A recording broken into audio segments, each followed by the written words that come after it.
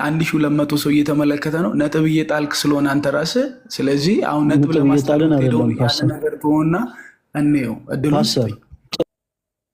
ጥቅሱን ይስጡን እናንብበው እባክዎትን። ያልተገለጠ ይኸው ቋንቋ ነው የሚለው ላንብበው፣ የትኛው ቁጥር እድሉን ላይ ነው? ስጠኝ። እሺ አንብቡልን። ማንበብ ብቻ ይቀጥሉ፣ አመሰግናለሁ። አንብቡልን።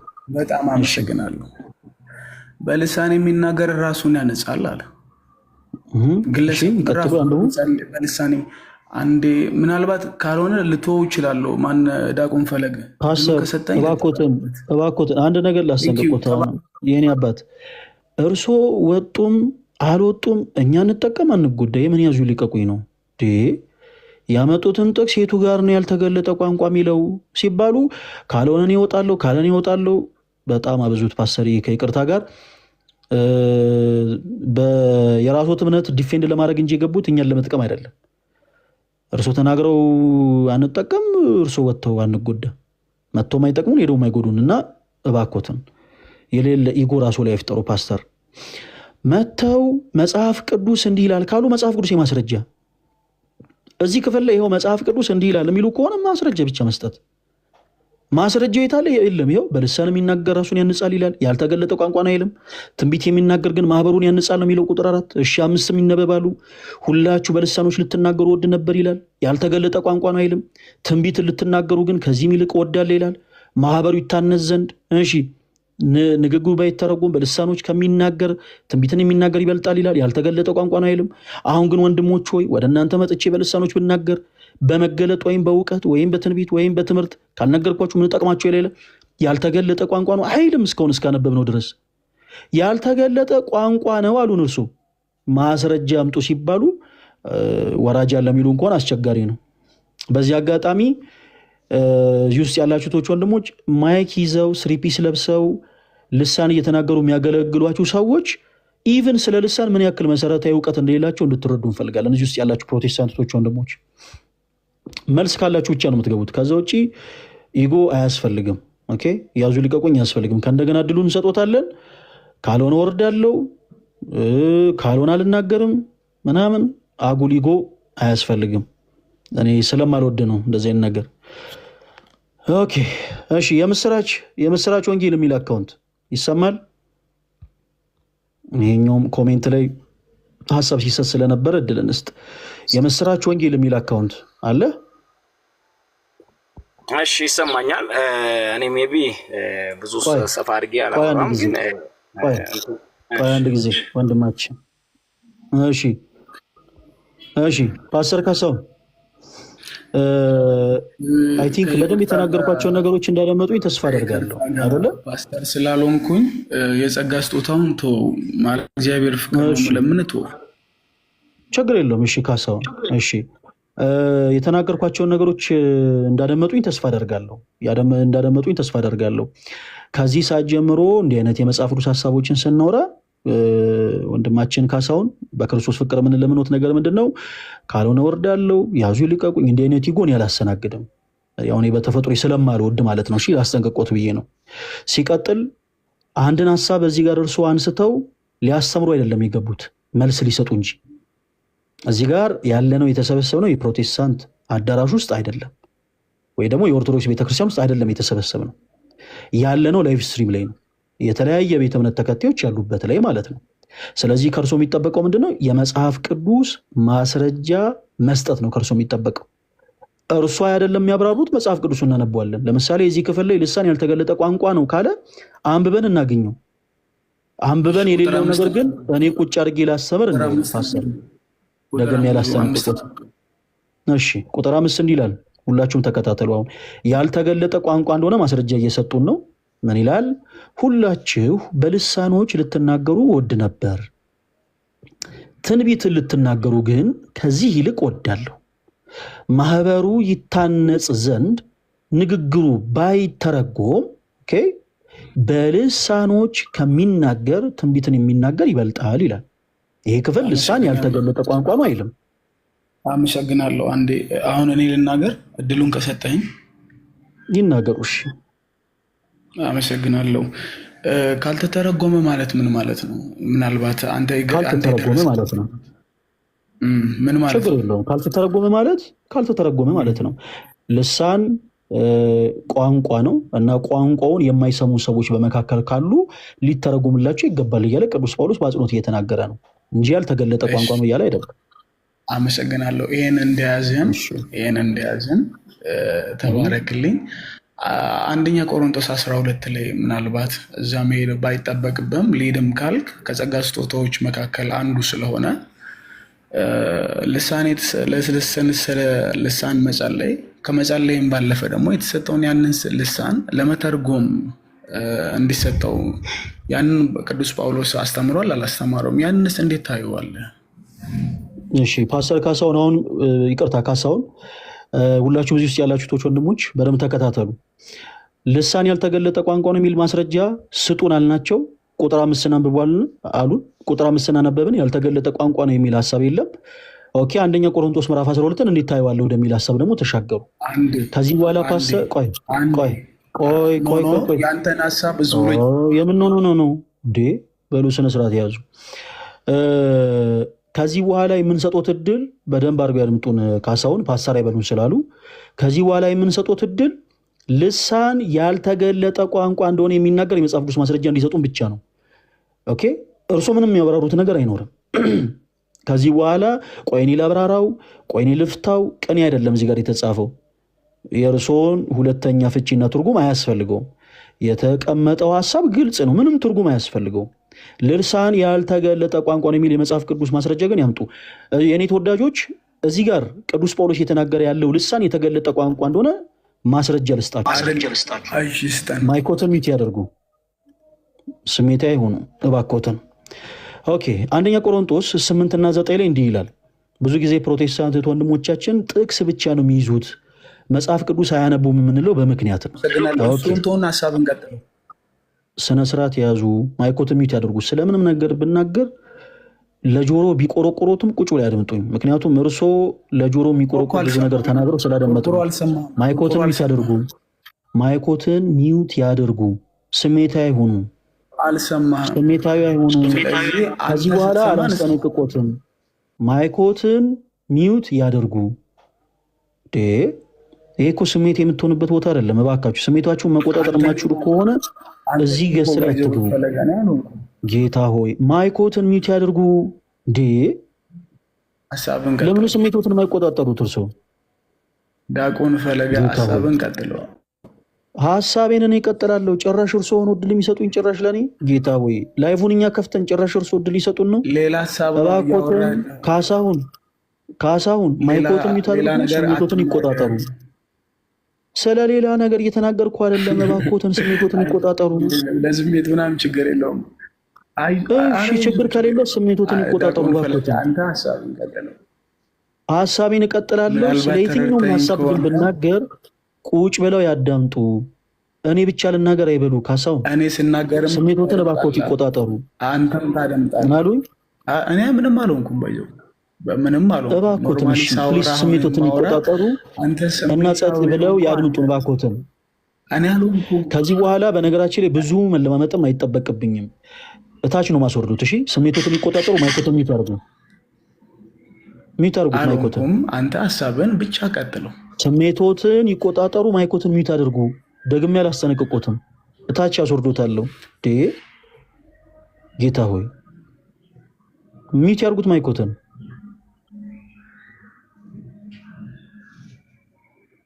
ማይኮትን ሚውት ያደርጉት።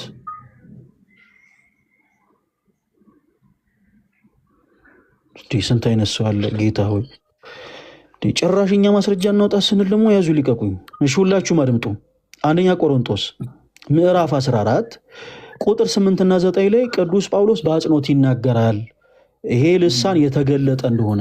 እንደውም ሰዎች ያልተገለጠን ቃል ቢናገሩ ምን ሊባሉ እንደሚችል ቅዱስ ጳውሎስ ይናገራል። ይኸው በደንብ እዩ።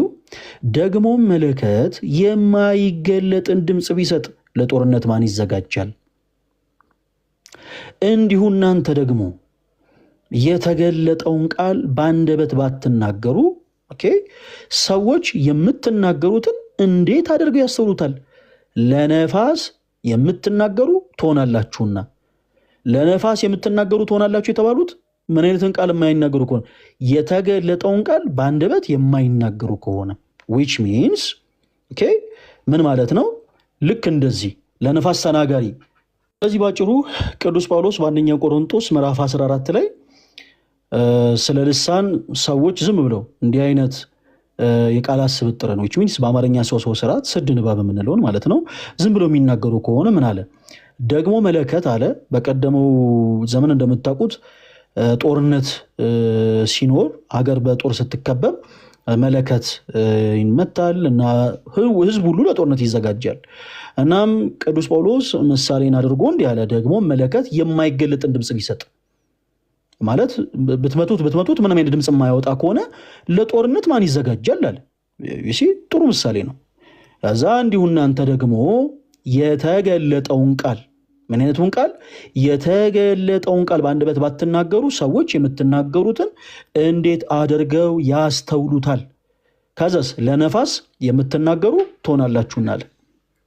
ሰው አሁን እኛ የምንፈልገው ያልተገለጠ ነው፣ የተገለጠ አይደለም ያልተገለጠ ነው የሚል የመጽሐፍ ቅዱስ ማስረጃ አውጥተው እንዲሰጡን ነው። ከዚህ በኋላ አይ ቲንክ ብዙ ማብራሪያም አያስፈልግም። ማስረጃ ብቻ አመሰግናለሁ። ምናልባት አንተ ብዙ የሄድክባቸው ርቀቶች አሉ። እኔ ግን ሳትገባብኝ ኢንተራፕት ሳታረገኝ ቀደም ወደ ሌላ ሀሳብ አንሄድም። ማስረጃ ብቻ ይስጡኝ እባክዎትን። እዚሁ ማስረጃ ላይ አንድ አድምጠኝ። ምን ሌላው በእግዚአብሔር ለትውልዱ ሀሳብ እባክዎትን አያስቸግሩ። አሁን እንደ ህፃን ልጅ አያስቸግሩ። መቼም ትልቅ ሰው ኖት። አሁን እርሶን የጠየቅኖት ያልተገለጠ ቋንቋ ነው የሚል የመጽሐፍ ቅዱስ ማስረጃ አውጥተው ይስጡ። ኖርማሊ አንተ ሳትረብሸኝ 3 ደቂቃ እንድትሰጠኝ ይፈልጋሉ። ሳትገባብኝ 3 ደቂቃ አልሰጦትም። ካሳሁን 3 ደቂቃ አልሰጦትም። ለምን ማልሰጦት? ምክንያቱም እኔ ፕሮቴስታንት አይደለሁም። ፕሮቴስታንት የሆነን ሰው 10 ደቂቃ 20 ደቂቃ ወስደው ቆሞ ያስተምሩ። ከራሶት ከልቦት አፍልቆ የፈለጉትን ነገር ይናገሩ። አሁን እኔ ግን ይሉት እዚህ ጋር እርሱ ያልተረዱት ነገር እኔ ክርስቲያን ነኝ፣ እርሶ ደግሞ ፕሮቴስታንት ነው። በእኔና በእርሶ መካከል ሰፊ የሆነ የአስተምሮ ልዩነት አለ። የሚዳየኝ ደግሞ ምንድን ነው? መጽሐፍ ቅዱስ ነው። እርሶ ምንም ነገር ቢናገሩ ያለ መጽሐፍ ቅዱስ ማስረጃ የተጀመረ ነገር በአጠቃላይ ለእኔ ተረት ተረት ነው የሚሆነው። ኦኬ፣ እኔ ደግሞ ቁጭ ብዬ ተረት ተረት ማድመጥ አልፈልግም። እርሶም ያን እንደማይፈልጉ ተስፋ አደርጋለሁ። እኔ መጽሐፍ ቅዱስን ሳልጠቅስ ቆይ እባክዎትን ያድምጡኝ እስክጨርስ። ጌታ ሆይ ስንት አይነት ሰው ነው ያለው። እርሶም ደግሞ እኔ የሆነ ሀሳብ ሳትረዶት የመጽሐፍ ቅዱስ ጥቅስ ሳላነሳ መጽሐፍ ቅዱስን ጥቅስ ሀሳብ ሳልጀምር ዝም ብዬ ከልብ አፍልቄ የምናገር ከሆነ ለእርሶም ተረት ተረት ነው የሚሆነው። ስለዚህ አሁን እኔ የምፈልገው የመጽሐፍ ቅዱስ ማስረጃ ብቻ ነው የሚሰጡ። እኔ ቆይ የሆነ ነገር ላውራ፣ የሆነ ሀሳብ አለኝ፣ የምናገረው ነገር አለኝ፣ እዚህ ጋር አይሰራም። ይሄ ሻይና ቡና ፕሮግራም አይደለም። ካሳሁን ወንድማችን በዚህ ልክ እንዲተባበሩ እንፈልጋለን። ስለዚህ ልሳን ያልተገለጠ ቋንቋ ነው ብለውናል። መጽሐፍ ቅዱስ ማስረጃ ይስጡን። ምን ላይ አውጥተን እናንብብ? ይኸው እኛ ልሳን የተገለጠ ቋንቋ እንደሆነ አንድ ጥቅስ አንብበናል። አይኖ ስህተት ነው አልገባችሁም፣ ይኸው እዚህ ጥቅስ ላይ እንዲህ ይላል ብለው ጥቅስ ብቻ ይስጡን እናንብብ። ምን ላይ እናውጣ? በጣም አሪፍ። ኖርማሊ አንተ ነው የምትናገረው። ምን ላደርግልህ? አሁን እንዳደርግልህ ስለሆነ የምፈልገው ምን ላደርግልህ? ማስረጃ ያለው ማስረጃ ሰጥቼ አንተ ለምትፈልገው ተረጎምከው። ያንን ተርጉም አላልኩም። ባላልኖት ጉዳይ ላይ እባኮትን እንደ ህፃን ልጅ አያወሩ። ያላልኩትን ነገር ብልህኛን ላይ በሉ። እኛ ያልኑት ማስረጃ ነው። ማስረጃ ላለመስጠት ጥቅስ ላለመውጣት ዳርዳር አይሄዱ። አገልጋይ ኖት አይደል? እንግዲህ ፕሮቴስታንቶች መጽሐፍ ቅዱስ እናነባለን ትላላችሁ። ጥቅስ መያዝና ማንበብ ልዩነት እንዳለው ማሳየትም ስለምፈልግ ጥቅስ ብቻ ይስጡን። አሁን ስሜቴነቱን ይተውት። እሺ እኔ ሰሰው ጥቅስ ይስጡኝ።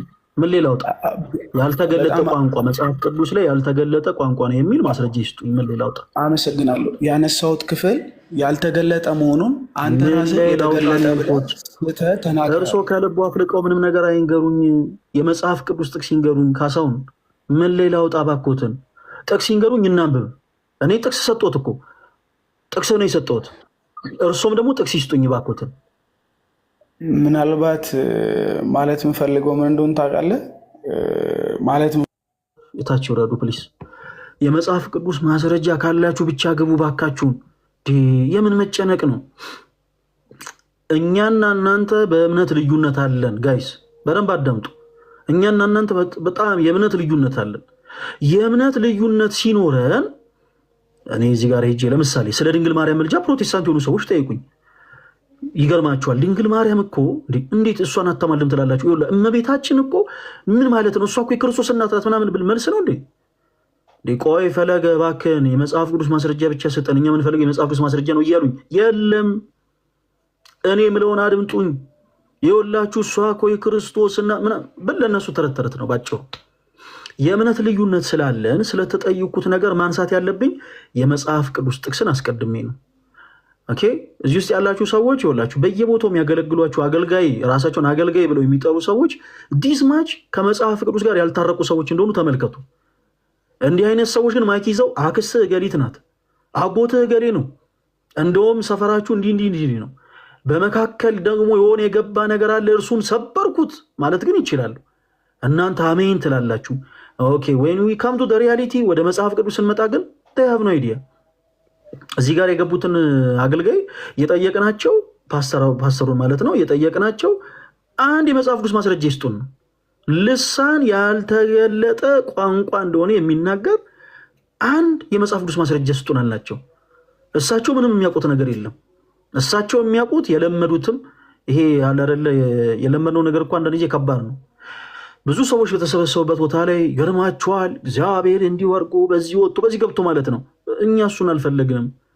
ከኛ ከክርስቲያኖች ጋር ስታወሩ ልትጠነቀቁ ይገባል። ከኛ ጋር ስታወሩ የሚያስፈልገው የመጀመሪያው ነገር የመጽሐፍ ቅዱስ ምንድን ማስረጃ ነው። የመጽሐፍ ቅዱስ ማስረጃ ከሌላችሁ ፕሊስ አትግቡ። ሲቀጥል ስሜቴን ከሆናችሁ ባካችሁ አትግቡ። ኢጎ ያለባችሁ ሰዎች አትግቡ። አሁን እሳቸው ትልቁ የከበዳቸው ነገር ቸርች አዳራሽ ውስጥ በሚከበሩበት ልክ እዚህ አሜን እንድንላቸው ፈልገው እኔ ማለት የተከበርኩ ሰው ነኝ እኔ ሕፃን ልጅ አይደለሁ ምናምን የሚሉት ለዛ ነው። ኢጓችሁን እንትን አድርጉት፣ ትንሽ ቀዝቀዝ አድርጉት። ፓስተር እዚህ ጋር ሲመጡ ባኮት በቃ መርሳት የሌለበት ነገር እያወሩ ያሉት ፕሮቴስታንት ለሆኑ ሰዎች ሳይሆን ለክርስቲያኖች ነው። ስለዚህ መጽሐፍ ቅዱስ ማስረጃን የጠየቅኑት ማስረጃ ነው የሚሰጡን። አይ እንደ ህንድ ፊልም እኔ ካልተረጉምኩት የሚባል ነገር የለም። እኛ እርሱን አንፈልግማ። ምን ፈልገው የመጽሐፍ ቅዱስ ማስረጃ ነው። ይሄውን ማስረጃ ሰጠው። ለምሳሌ ልሳን የተገለጠ ቋንቋ ነው፣ እርሱ እንደዚህ ብሏል፣ ልሳን የተገለጠ ነው፣ ከየት አመጡት ምናምን። ዝም ብዬ አካኪ ዘረፍ አላልኩም፣ ከልብ ያፍልቄ መጽሐፍ ቅዱስ እርሱ ያነሱበት የመጽሐፍ ቅዱስ ጥቅስ ላይ ይሄው እዚሁ ክፍል ላይ ቅዱስ ጳውሎስ እንዲህ አለ፣ ያንን አሳየኑት። በሉ እርሱ ደግሞ እስቲ ያልተገለጠ ቋንቋ እኛ ቃል በቃል ነው ያሳየናቸው። በዚህ አጋጣሚ ይኸውላችሁ እኛ ቃል በቃል ልሳን የተገለጠ ቋንቋ እንደሆነ የሚናገር ቃል በቃል ጥቅስ ነው ያሳየናቸው። አንደኛ ቆሮንቶስ 14 ላይ አይ የለም እንዲህ የሚል ነገር የለም ልሳን ያልተገለጠ ቋንቋ ነው የሚል ሰው ካለ ገብቶ ማስረዳት። ገብታችሁ በመጽሐፍ ማስረጃ ብቻ መልሱ ፕሊስ። በዚህ አጋጣሚ በየቸርቹ በየአዳራሹ አገልጋይ ነን የሚሉ ሰዎች ምን ያክል ባይብልን እንደሚያውቁት ተመልከቱ። የመጽሐፍ ቅዱስ 5% እንኳን መረዳቱ የላቸውም። ግን እንደ አክት የሚያደርጉት ግን ከዘፍጥረት እስከ ዮሐንስ ራዕይ እንዳነበበ ሰው ነው። እና እባካችሁ እንዲስማች ፕሮቴስታንት የሆነውን ሰው አታላችሁት ሊሆን ይችላል። እኛን ግን አታታልሉን። ከኛ ጋር ስትተው ፕሊስ እባካችሁ ጥንቃቄ ነው። እሺ የኔ ተወዳጆች ጥንቃቄ ያስፈልጋል። አክስትህ ገሊት ናት፣ አርጋዱለ አጎትህ ገሌ ነው። የውጩን ፕሮሰስ አሳኳለሁ ብሎኛል እግዚአብሔር ምናምን ማለት ቀላል ነው። መጽሐፍ ቅዱስን ግን አውጥቶ ግን መውሄት ግን እንዲህ ቀላል አይደለም። ይሄ ገምቶ ማደር አይደለም። መጽሐፍ ቅዱስን ማውራት መጽሐፍ ቅዱስን አንስቶ ጠቅሶ ለመውራት ማንበብ ያስፈልጋል፣ ማወቅ ያስፈልጋል። ስለዚህ ኢጓችሁን ምናችሁን ቀነስ አድርጉና መታችሁ በመጽሐፍ ማስረጃ ከኛ ጋር አውሩ። አሜን ይላል። እንደ ህንድ ፊልም እየተረጎሙ ተቸገርን እኮ። በጣም አይ ደስ ይላል። እንሄድበታለን። አስገባሳ ጋይስ በመጽሐፍ ውስጥ ማስረጃ ማውራት የምትፈልጉ ሰዎች ካላችሁ አንዳንድ ቁጥር ጻፉልኝ። እሺ አስገባለሁ። እሺ ዋቢ እንደ ቅድሙ። እሺ ናውድ ሰላም ነው። እንዴት ነው ፈለገ? እንደምን አለ? እንኳን ደህና መጣ። እንኳን ደህና ቆያችሁ። እሺ ከየት ቤተ እምነት ነው የመጣው? ከየት ቤተ እምነት ነው የመጣው? ያው ቦታ ካሲያስገኝ ፕሮቴስታንት ብለህ ያዝልኝ። ይሄ እኮ ታክሲ አይደለም። ወይም ደግሞ ሬስቶራንት አይደለም ቦታ ምናስይዝ ነው የተወዳጅ ወንድማችን አይ እኔ ክርስቲያን ነኝ ነው ሐሳቦችን እያወራን ስለሆነ ቆይ ምን አለ መሰለህ መጽሐፍ ቅዱስ ሐሳቦችን እያወራን ስለሆነ ሰዎች ከኛ ጋር መጥተው ሲያወሩ ቤተ እምነትን የምንጠይቀው ለምን እንደሆነ በዚህ አጋጣሚ ልንገራችሁ ለሁላችሁም ግልጽ እንዲሆን የተለያዩ ቤተ እምነት አማኞች አሉ ለምሳሌ አሁን ናውድ አንተ ቤተ እምነትን እስካሁን አልነገርከንም ነገር ግን እንበልና ለምሳሌ ኤቲስት ብትሆን ፕሮቴስታንት ነኝ ከሚለው ሰው እኩል አይደለም የምናወራ which means አንተ ከኛ ጋር ልታወራባቸው ያሰብካቸውን ሐሳቦች በአጠቃላይ ልክ ሌላ ፕሮቴስታንት የሆነን ሰው በምናወራበት ልክ አይደለም የምናወራ ማለት ነው ኦኬ ለምሳሌ ከፕሮቴስታንት ጋር ስለ ሳልቬሽን እናወራ ይሆናል ገባ ፕሮቴስታንት ከሆነ ሰው ጋር ስለ ሳልቬሽን እናወራለን ኤቲስት ነኝ ከሚል ሰው ጋር ግን ስለ ሳልቬሽን አናወራም ለምን ምክንያቱም ሀሎተ እግዚአብሔርን ስላላመነ እግዚአብሔር የለም ብሎ ስለሚያምን ቆይ ቤተ እምነት ከሌለ እግዚአብሔር የለም ብለህ የምታመን ከሆነ ስለ ሳልቬሽን ማውራቱ ጥቅም የለውም በመጀመሪያ ስለ እግዚአብሔር መኖርና ለመኖር እናወራ ብለን ያው ስርዓት እናስይዟለን ማለት ነው እና በኔጌቲቭ ኤነርጂ አትረዱት ቤተ እምነታችሁን የምንጠይቀው ለዛ ነው ስለዚህ ወንድማችን ናውድ አሁን ያነሳነውን ርዕስ ከመውራታችን በፊት ከየት ቤተ እምነት ነው የመጣው በቃ እንደዚህ ካልከኝ እኔ ከፕሮቴስታንት ቤተ እምነት ነው የመጣሁት ፕሮቴስታንት ነኝ ኦኬ እኮ ፕሮቴስታንት የትኛው ቤተ እምነት ማለት የሙሉ ወንጌል ምናምን እንግዲህ እሱ እናንተ ነው የምታውቀው ነው ፕሮቴስታንት ተብለው የሚጠሩ በጣም ብዙ ቤተ እምነቶች አሉ ስለዚህ እኔ አሁን የጠየኩ ከየትኛው ቤተ እምነት ነው የመጣው ብዬ ነው የጠየኩ ፕሮቴስታንት ነው ኦፍኮርስ ግን ከየትኛው ቤተ እምነት የተጠመኩበት መሰረተ ክርስቶስ እሱን የጠየኩ እሺ ከመሰረተ ክርስቶስ ልሳን የተገለጠ ቋንቋ ነው ወይንስ ያልተገለጠ ቋንቋ ነው ብለህ ነው የምታምነው ናውድ እኔ ልሳን የተገለጠ ቋንቋ ነው ብዬ ነው የማምነው ኦኬ በፕሮቴስታንት አዳራሽ ውስጥ ለምሳሌ የሚደረጉ አንዳንድ ልምምዶች መጽሐፍ ቅዱስ የመሰረት አላቸው ብለህ ታምናለህ አላምንም ፈጽሞ እንደውም ከመጽሐፍ ቅዱስ የራቁ ናቸው ኦኬ እንደዚህ አይነት ልምምድ የሚያደርጉ ሰዎች ቢኖሩ በመጽሐፍ ቅዱስ ማስረጃ ነው የምታደርጉት ነገር ስህተት ነው የምትልበት የመጽሐፍ ቅዱስ ማስረጃ አለ ማለት በሚያደርጉት ልምምድ ለምሳሌ ነው አሁን የሸመደድኩት አለ አርጋዶላ ማክረቤቤ ራባጃ ራባባ ምናምን እንዲህ አይነት ነገር እንዲህ አይነት ልምምድ መጽሐፍ ቅዱስ መሰረት የለውም ለማለት የሚደገፍ የመጽሐፍ ቅዱስ ሐሳብ አለ ነው እኔ መጽሐፍ ቅዱስ ሐሳብ እንኳን ብዙ እንትን የለኝም ግን ኖርማል ኮመን ሴንስ የሚባል ነገር አለ ፈጣሪ ሲፈጥረን ሁላችንንም በአምሳሉ በመልኩ እንደፈጠረን ዘንድ ከዛ ደግሞ ልሳን ማለት ያው የሰማያት ቋንቋ ነው የሰማይ ቋንቋ እንደመሆኑ ዘንድ ከዛ ደግሞ እንዴት ነው መንፈስ ቅዱስ የወረደላቸው ጊዜ ሐዋርያቱ በዓለም ሁሉ ዞረው እንዲናገሩ ማለት የሁሉንም ቋንቋ በልሳን ውስጥ ይጠቃለላል ብዬ ነው የማምነው እና ያ ቋንቋ ልክ እንደ ሶፍትዌር ማለት ነው አፕሎድ ተደርጎባቸው በየአገሩ እየሄዱ እንዲሰብኩ ነበረ ብዬ የማምነው የተፈቀደላቸው ማለት ነው ግን አሁን ደግሞ የምናየው ነገር እኔ እንጃ አፕሎድ ተደርጎባቸው እንደዛ ምናምን ለመቀለድ ምናምን አይደለም ባይዘው this is my የቀለድክ እንዳልሆነ ገብቶኛል አገላለጽህን ይፈገጋስ ብለኝ ይቅርታ ችግር የለውም እንደዛ የቀለድክ እንደሆነ ባክ አስቆመ ነበር እሺ እና አሁን ግን የምናያቸው ነገሮች ሲጀመር ጠብ የሚል ነገር የለውም ማለት እንደዚህ በልሳን የሚናገር ሰው ችግር የለውም ነው ችግር የለውም ቆይ ያንን ከሚያምኑ ሰዎች ጋር ቁጭ ብለን እናወራለን ከዚህ ቀደም ኦርቶዶክስ ነበርክ ነው ከዚህ ቀደም እንደው ባክግራውንድ ኦርቶዶክስ ነበርክ በክርስትናም ተነስቻለሁ እንዳጋጣሚ ሆኖ በኦርቶዶክስ አገልጋይስ ነበርክ በኦርቶዶክስ ቤተክርስቲያን ውስጥ እያገለገልክን ያደግከው ወይስ እንዴት ነው አላገለገልኩም ኦርቶዶክስ ቤተክርስቲያን ውስጥም ፕሮቴስታንት ቸርች ውስጥም አላገለገልኩም ግን በራሴ ስለ እግዚአብሔር ነገሮች ማወቅ እፈልጋለሁ ስለተለያዩ ነገሮችን አነባለሁ ቼክ አደርጋለሁ ቁጭ አለ ኦኬ ከኦርቶዶክስ ቤተክርስቲያን የወጣው በስንት ዓመት ነው በስንት ዓመት ነው ከኦርቶዶክስ ቤተክርስቲያን የወጣው ማለት እንዴት መሰለ እንዳጋጣሚ ሆኖ ቤተሰቦችም ኦርቶዶክሶች ነበሩና የሆነ ሰዓት ማዘር ጌታን ተቀበለች ፕሮቴስታንት ሆነች የዛን ሰዓት ወጣው ማለት ነው ያው በቤተሰብ ግዴታ ስለሆነ ኦኬ ቤተሰብ እምነቱን ሲቀይር አንተም አብረህ ቀየርክ ህፃን ስለነበርኩ ያኔ ማለት ነው ስለ ኦርቶዶክስ ቤተክርስቲያን አስተምሮ ምኑንም በደንብ የማወቁ እድል አልነበረም ስለዚህ ቤተሰብ እምነቱን ሲቀይር ያው አንተም ቀየርክ ግን ከዛ በኋላ ካደኩ በኋላ ግን ወደኋላ ተመልሼ ማጥናት ጀምሬ ነበረ። ብዙ ነገሮችን ቼክ አድርጌያለሁ።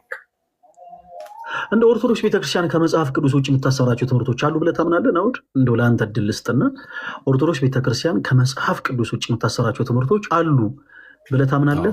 እንደው አሉ ብለህ የምታምንም ከሆነ ትምህርቶቹን ጥቀስልን እስኪ። እንዲህ የሚባሉ ትምህርቶች ይሄ ትምህርት እያልክ እስኪ ጥቀስልን።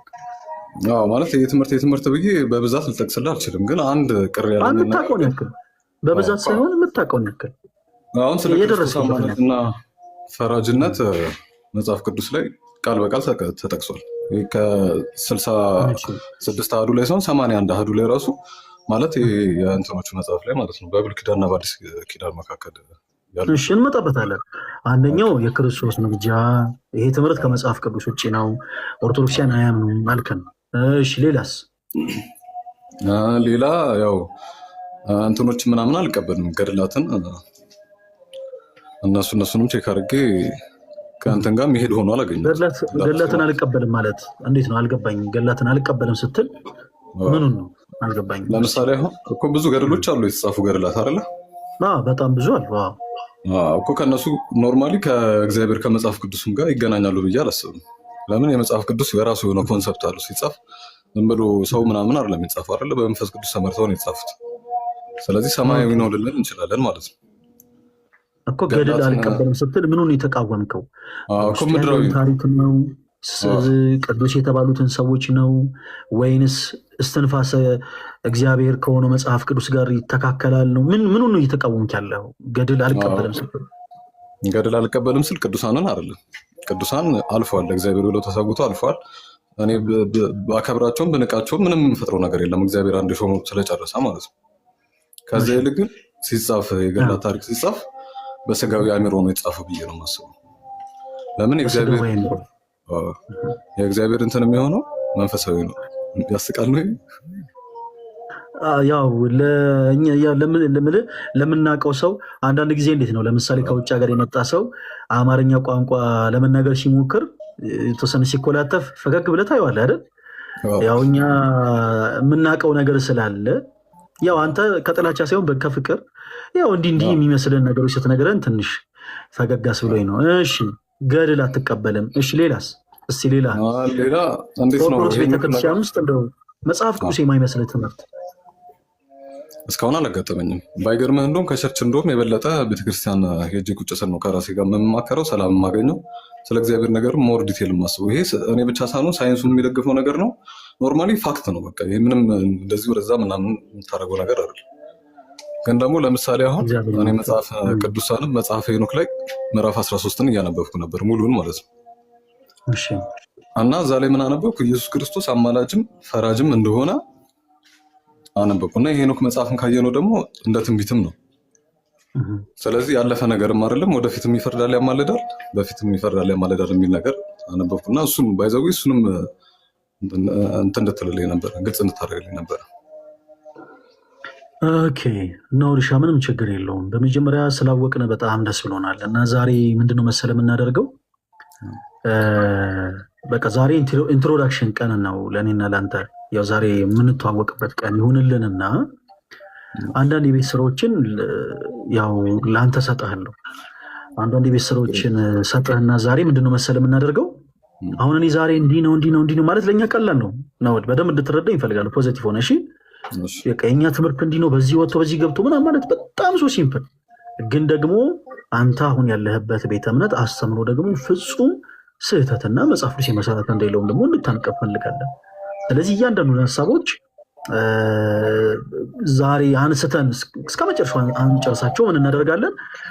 እኔ ቤት ያላችሁ ሞዴሬተሮች ፕሊዝ ናኦድን ፎሎ አድርጉትና በእያንዳንዷ ቀን ከሰኞ እስከ ዓርብ ከቀን 5 ሰዓት ጀምሮ ላይቭ እገባለሁ። በእያንዳንዷ ቀን ሼር አድርጉለት። በሚመቸው ቀን በአጠቃላይ እየመጣ እንዲያወራ እንፈልጋለን።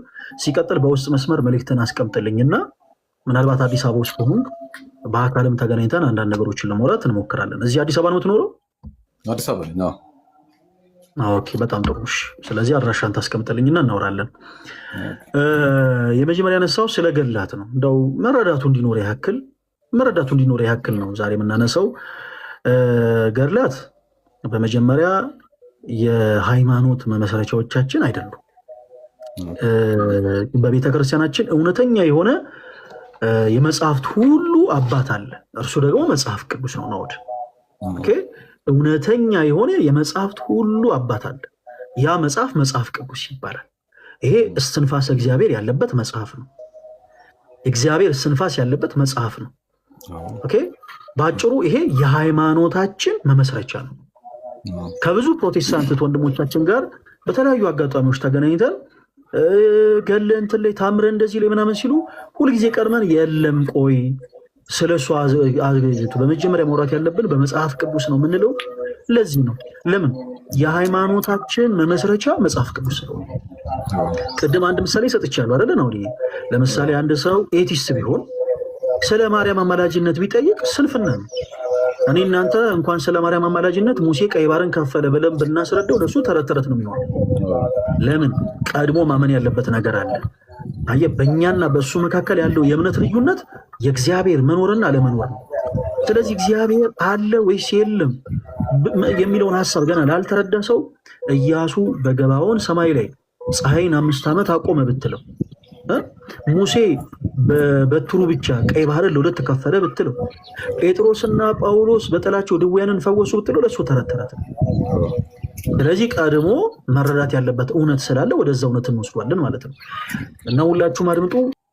የመጽሐፍት ሁሉ አባት የሆነው መጽሐፍ የሃይማኖት መመስረቻችን መጽሐፍ ቅዱስ። ዶግማቲክ የሆኑ ሀሳቦች በአጠቃላይ አንስተን የምናሰብረው በመጽሐፍ ቅዱስ ነው። ዶግማቲክ የሆነ አስተምሯታችን ላይ ከኛ ጋር ልዩነት ያላቸው ሰዎች መጥተው ጥያቄ ሲጠይቁን ምን መልሰው በመጽሐፍ ቅዱስ ነው። ይሄ የመጽሐፍት ሁሉ አባት ነው። ነገር ግን ሌሎች መጽሐፍት የሉም ማለት አይደለም። ሌሎች ደግሞ መጽሐፍቶች አሉ። አዋልድ መጽሐፍት ይባላሉ። ይሄንን መጽሐፍ ምንድነው ብለናል ነው? የመጽሐፍት ሁሉ አባት።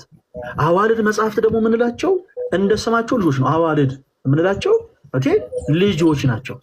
መጽሐፍ ቅዱስን የመሰሉ ከመጽሐፍ ቅዱስ ሀሳብ ጋር የማይጋጩ ኦኬ ሌላ ይዘት ያላቸው ግን መጽሐፍቶች አሉ። ለጸሎት የምንገለገልባቸው የረድኤት የበረከት መጽሐፍቶቻችን፣ የቃል ኪዳን መጽሐፍቶቻችን፣ የሥርዓትም ጭምር መጽሐፍቶች አሉ። እነዛ መጽሐፍቶች በአጠቃላይ አዋልድ ተብሎ ይጠራሉ። ራሱን የቻለ ለምሳሌ የሥርዓት መጽሐፍ አለ በኢትዮጵያ ኦርቶዶክስ ተዋሕዶ ቤተክርስቲያን ውስጥ። ያ የሥርዓት መጽሐፍ ተብሎ ይጠራል እንጂ የሃይማኖት መመስረቻ መጽሐፍ ተብሎ አይጠራል። እና ከነዛ ውስጥ አንተ ያነሳው አንዱ ገድል ነው። እና ገድልን እኔ ፐርሰናሊ አልቀበልም። ገድልን እኔ ፐርሰናሊ አልቀበልም ያልከው ለምን አንጻር ነው? አንደኛ በስጋን የተጻፉት ነው። ትንሽ አንተ ጋር ድምፅ ስላለ ሚዩት ብታደርገው ጥሩ። አንተ ጋር ትንሽ ድምፅ ይረብሻል። ኦኬ። እና ገድል የሚለውን ሀሳብ እኔ አልቀበልም ያልክበት ትልቁ ሪዝን በስጋ ነው የተጻፉት አንደኛ።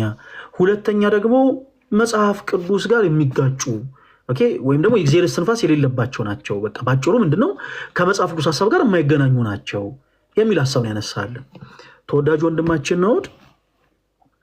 ገድል ማለት ስራ ማለት ነው። ገድላት የሚባሉት መጽሐፍቶች በአጠቃላይ የያዙት በጣም በኢትዮጵያ ኦርቶዶክስ ተዋሕዶ ቤተክርስቲያን ውስጥ ያሉ ቅዱሳን ብለን የምንጠራቸው ሰማዕታት፣ ጻድቃን ኢየሱስ ክርስቶስ ስለሚለው ስም የተቀበሉትን ጽዋቶ መከራ የሚያሳይ መጽሐፍ ነው። ትልቁ ገድል መጽሐፍ ቅዱስ ውስጥ እንዳለ ታውቃለህ ነው። ትልቁ ገድል አሁን ገድል አሉ በኢትዮጵያ ኦርቶዶክስ ተዋሕዶ ቤተክርስቲያን ውስጥ ገድል አለ። በጣም ብዙ ገድላቶች አሉ። ኦኬ። ነገር ግን ትልቁ ገድል ያለው መጽሐፍ ቅዱስ ላይ ነው። ምን አይነት ገድል አለ መጽሐፍ ቅዱስ ላይ? የሐዋርያት ሥራ። የሐዋርያት ሥራ የሚባለው መጽሐፍ በግዕዝ ቃሉ ያው ስንተረጉሙ ገድለ ሐዋርያት ማለት ነው። የሐዋርያት ሥራ መጽሐፍን ገልጣችሁ ስታነቡ ይኸውላችሁ ከመጀመሪያው እስከ መጨረሻው ሐዋርያት ኢየሱስ ስለሚለው ስም የተቀበሉትን መከራ የሚናገር መጽሐፍ ነው። የገድል ትልቁ ዓላማ ያ ነው። ስለ ገድል ስናነሳ ነው በስጋ ሳይሆን የተጻፉት እንደውም በፍጹም መንፈሳዊነት ነው። በፍጹም መንፈሳዊነት።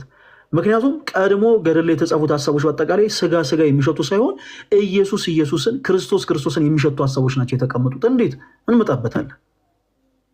ገድል የሚለው ሀሳብ ኦኬ ስራ ማለት ነው። ቅዱሳን ጻድቃን ኢየሱስ ስለሚለው ስም የተቀበሉትን መከራ የሚነገርበት የሚዘከርበት ነው። ብዙ ጊዜ ግን ናውድ ምናልባት አንተም ጆሮ ደርሶ ሊሆን ስለሚችል ብዙ ጊዜ የሚቀርቡ ቅሬታዎች አሉ። አርሴማ፣ ጊዮርጊስ ትላላችሁ፣ ተክልዬ፣ አቦዬ ትላላችሁ። እነዚህ ሁሉ ኢየሱስን የሚሸፍኑ ናቸው ብለው አንዳንድ ፕሮቴስታንት የሆኑት ወንድሞቻችን ካለማወቅ በዋነት እንደዚህ አይነት ሀሳቦችን ያቀርባሉ።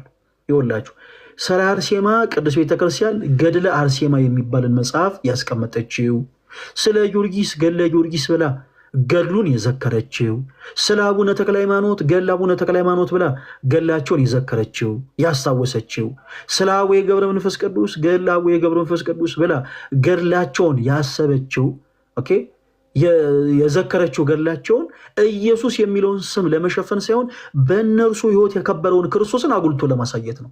ትልቁ ገድል ምን ላይ ያለ ብያለሁ? መጽሐፍ ቅዱስ ላይ ገድለ ሐዋርያት፣ የሐዋርያት ስራ፣ የሐዋርያት ስራ መጽሐፍ ላይ ነው። ጳውሎስ የሚለው ስም ከ132 ጊዜ በላይ ተጽፏል። የሐዋርያት ስራ ላይ ብቻ ጳውሎስ ጳውሎስ ጳውሎስ ጳውሎስ ይላል። የሐዋርያት ስራ መጽሐፍን ወይም ደግሞ ገድለ ሐዋርያትን ገልጣችሁ ስታነቡ ጳውሎስ የሚለው ስም ብቻ ክርስቲያኖች ወንድሞች ያደምጡ ከ132 ጊዜ በላይ ተጽፏል። ኢየሱስ የሚለው ስም ግን የተጻፈው 40 ጊዜ ብቻ ነው። ኦኬ ጳውሎስ ጳውሎስ ጳውሎስ ጳውሎስ እየተባለ የተጻፈው ኢየሱስ ተረስቶ ጳውሎስ እንዲገን ነው አይደለም። ጳውሎስ ጳውሎስ ጳውሎስ ጳውሎስ ተብሎ የተጻፈው ኢየሱስ ክርስቶስ ተረስቶ ጳውሎስ እንዲመለክ ነው አይደለም። አይደለም። ያ አይደለም ዓላማ። የገድላት መጽሐፍት ትልቁ ዓላማ ያ አይደለም። በነገራችን ላይ ናውድ ኢቭን ሰዎች እንኳን ኦኬ ቀለም ቀምመው ብራና ዳምጠው የብዙ ቅዱሳንን ገድል ሲጽፉ ከመጽሐፍ ቅዱስ ጋር የሚጻረር ሐሳብን እንኳን ቢያስቀምጡ የግድ አዋልድ መጽሐፍት ናቸው ብለን የለ? የመጽሐፍት ሁሉ አባት የሆነውን መጽሐፍ ቅዱስ መምሰል አለባቸው ብለን የለ? በመጽሐፍ ቅዱስ ይዘት ይታረማሉ። ኦኬ ድንገት እንኳን ሰዋዊ የሆነ ሐሳብ ቢገባ ነው ምንለው። እሺ የኔ ተወዳጆች፣ በአጭሩ ግን የያዙት ምንን ነው? የቅዱሳንን ገድል ነው። ጳውሎስ ጳውሎስ ጳውሎስ የተባለ የሐዋርያት ሥራ ላይ ኢየሱስ ክርስቶስ ተረስቶ ጳውሎስ እንዲመለክ ነው አይደለም። ለምንድን ነው? ይልቁኑ በጳውሎስ ሕይወት የከበረውን ክርስቶስን አጉልቶ ለማሳየት ነው። በዚህ ዘመን ያሉ ኢየሱስ ክርስቶስን የሚቃወሙ ሰዎች የኢየሱስ ክርስቶስ አገልጋይ የሆኑ ነፍሳትን በአጠቃላይ እያሳደዱ እየቀጡ ያሉ ነፍሳቶች በአጠቃላይ በጳውሎስ ሕይወት መንፈስ ሕይወታቸው ይቀናል። አየህ፣ በጳውሎስ ሕይወት መንፈስ ሕይወታቸው ይቃኛል። ለምን? ጳውሎስ በመጀመሪያ ምን ነበር? አሳዳጅ ነበረ። አሳዳጅ ነበረ። ለመጀመሪያ ጊዜ ኢየሱስ ስለሚለው ስም ሰማዕትነት የተቀበለውን ቅዱስ እስጢፋኖስ ሲወገር በድንጋይ የወጋሪዎቹ ልብስ የያዘ ሰማዕቱ ቅዱስ እስጢፋኖስን ያስወገረው ቅዱስ ጳውሎስ ነው። ዛሬ ግን በቤተ ክርስቲያናችን ብርሃነ ዓለም ቅዱስ ጳውሎስ ተብሎ ይጠራል። በአንድ ቀን ስብከት 3000 ነፍሳትን ያጠመቀ ሰው ሆኗል። እንዴት? ምክንያቱም በክርስቶስ ፍቅር የደማስቆ ምርኮኛ ሆኖ ዛሬም ጭምር የክርስቶስ አገልጋይ ካህናት አባቶችን፣ ዲያቆናት ወንድሞችን፣ ዘማሪያንን፣ ሰባኪያንን፣ ሊቃነ ጳጳሳትን፣ ፓትርያርክን የሚያሳድዱ ነፍሳት በአጠቃላይ ሳያስቡት በጳውሎስ ሕይወት ነፍሳቸው ይቃኛል። ይሴ ኦኬ እኛስ ማለት ይጀምራሉ።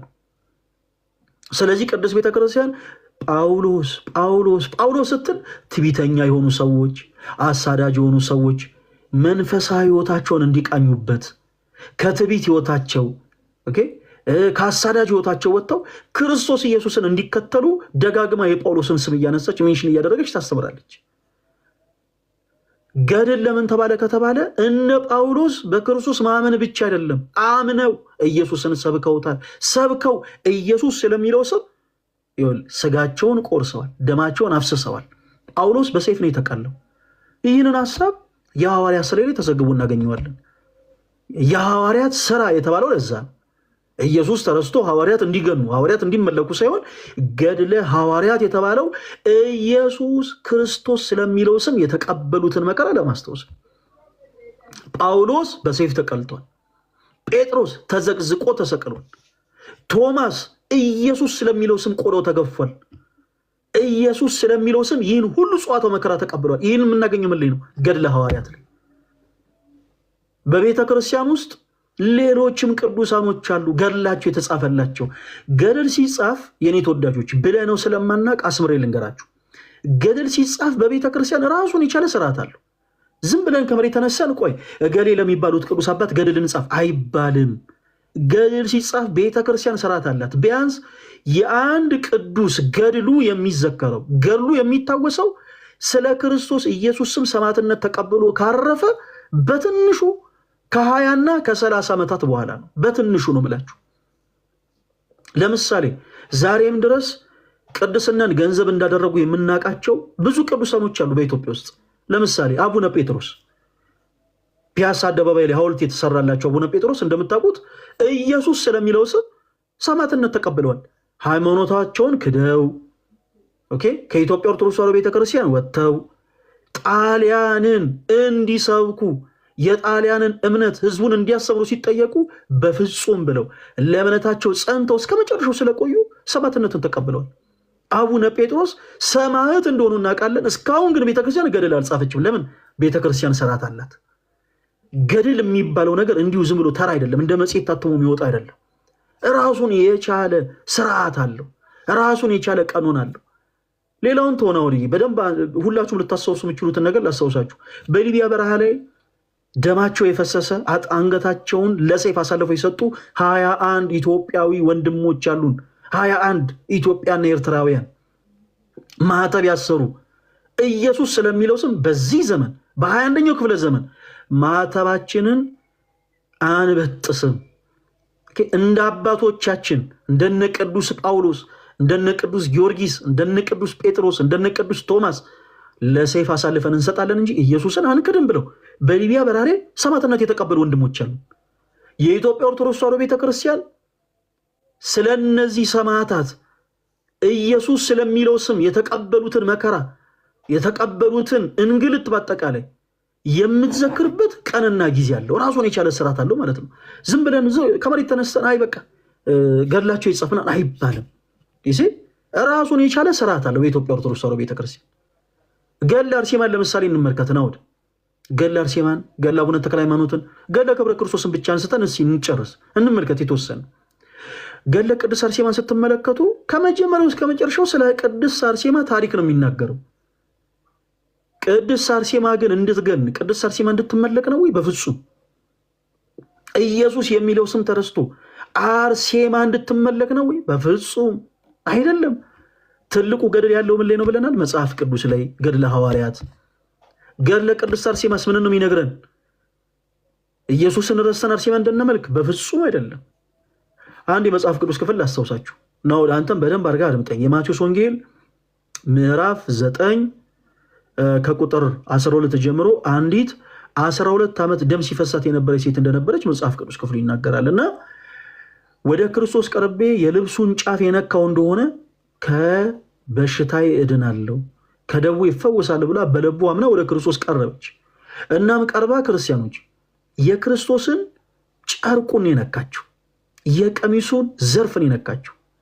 ወደ ክርስቶስ ቀርባ የክርስቶስን ጨርቅ በነካችበት ቅጽበት ዳነች። ክርስቶስ ወደ እርሷ ዞሮ እንዲህ አላት፣ ልጅ ሆይ አይዞሽ እምነትሽ አድኖሻል አላት። ይቺ ሴት ወደ ክርስቶስ ቀርባ የነካችውን ነው፣ ጨርቁን ነው። ኢየሱስን ረስታ ነው እንዲህ ጨርቁን የነካችው? ኢየሱስን ረስታ አይ ጨርቁ ብቻውን ያድነኛል ብላ ነው እንዲህ ጨርቁን የነካችው? አይደለም። በደንብ አስምሩበት። ኢየሱስ ክርስቶስን እያሰበች ነው የክርስቶስን ጨርቅ የነካችው። እኛም ቅድስት አርሴማ ስንል ክርስቶስን እያሰብን ነው። ሰማዕትነት የተቀበለችለትን ጌታ እያሰብን፣ የክብር አክሊል ያቀዳጃትን ጌታ እያሰብን ነው ቅድስት አርሴማ ምንለው። ቅድስት ማርያም ዘናይን ስንል ክርስቶስን ረስተን ሳይሆን የሰማዕትነት አክሊል ያቀዳጃትን ክርስቶስ እያሰብን ነው ስሟን የምንጠራው።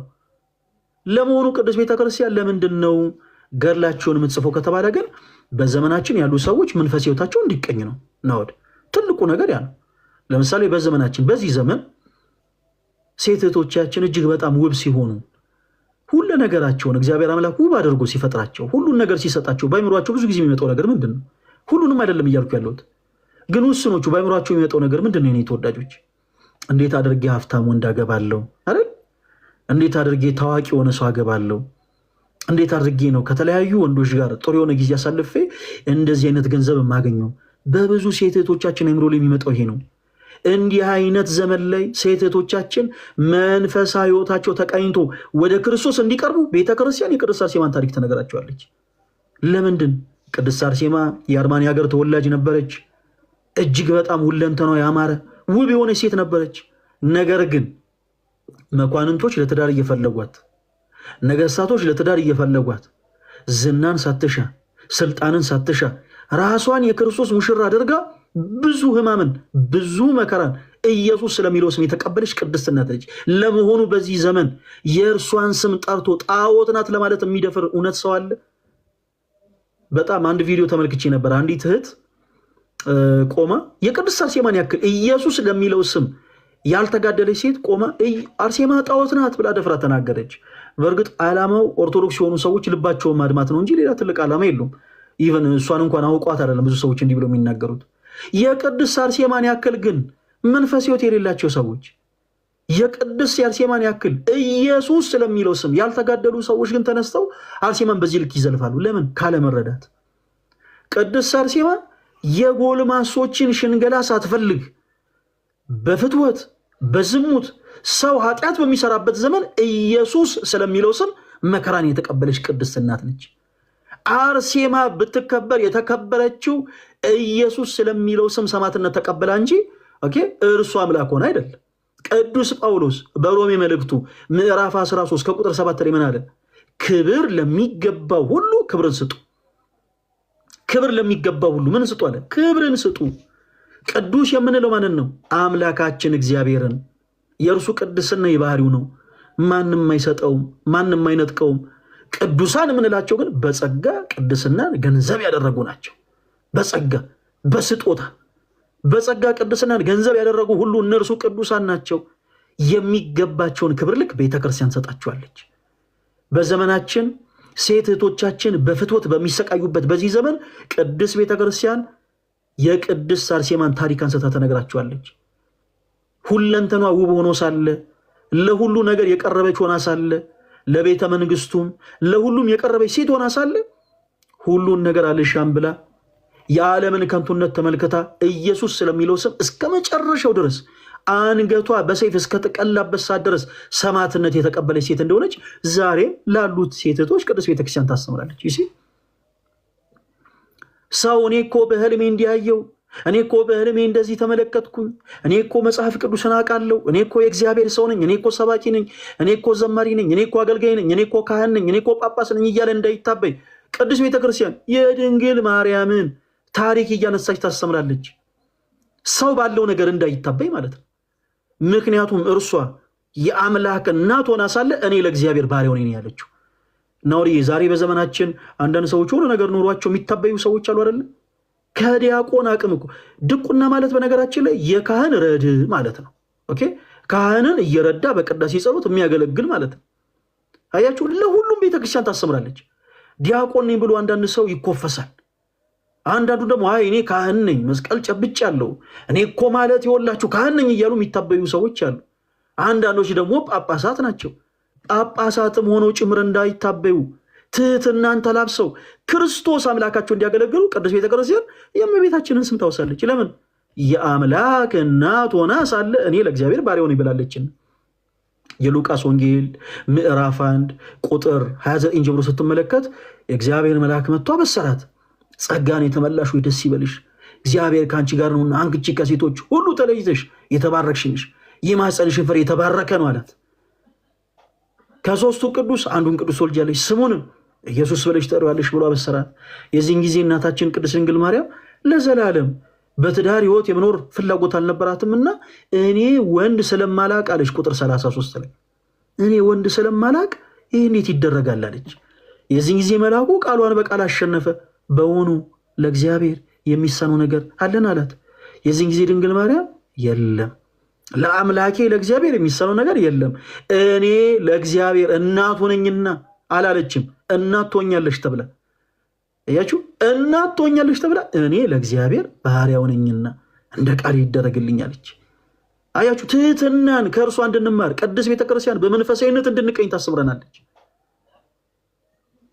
ለምሳሌ በዘመናችን በጣም ከባድ በሆነ ኃጢአት እየተመላለሱ የሚኖሩ በጣም ብዙ ሰዎች ይኖራሉ አይደለ? ነው ቤተክርስቲያን የማርያም ዘኔንን ታሪክ አንስታ ታስተምራለች። የነዚህ ሁሉ ቅዱሳን ታሪክ እየተነሳ የሚነገረው ክርስቶስ ተረስቶ እነርሱ እንዲመለኩ ሳይሆን እነርሱን ተመልክተን መንፈስ ሕይወታችን በእነሱ ሕይወት ተቃኝቶ ወደ ክርስቶስ እንድንቀርብ ነው። ምክንያቱም እናታችን ቤተክርስቲያን ናታ። ከአብራ ከመንፈስ ቅዱስ በ40ና በ80 ቀን ጸንሳ ወልዳናለች። አባታችን ክርስቶስን እንድንመስልላት ትፈልጋለች። እናት ልጆችን ስትወልድ ሁልጊዜ ልጆቿ አባታቸውን እንዲመስሉላት እንደምትፈልግ ሁሉ እናታችን ቤተክርስቲያንም የክርስቶስ ሙሽራ የሆነችው ይህች ቅድስት ቤተክርስቲያን አባታችን ክርስቶስን እንድንመስልላት ትፈልጋለች። ስለዚህ በሁሉም ህይወት ላይ ላሉ ሰዎች የቅዱሳን ታሪክ እያነሳች ታስተምራለች። በስጋ መንፈስ አይደለም የተጻፈው። ማርያም ዘኔን ለምሳሌ ታሪኳን ልንገርህ ነው። ማርያም ዘኔን ማለት በብዙዎች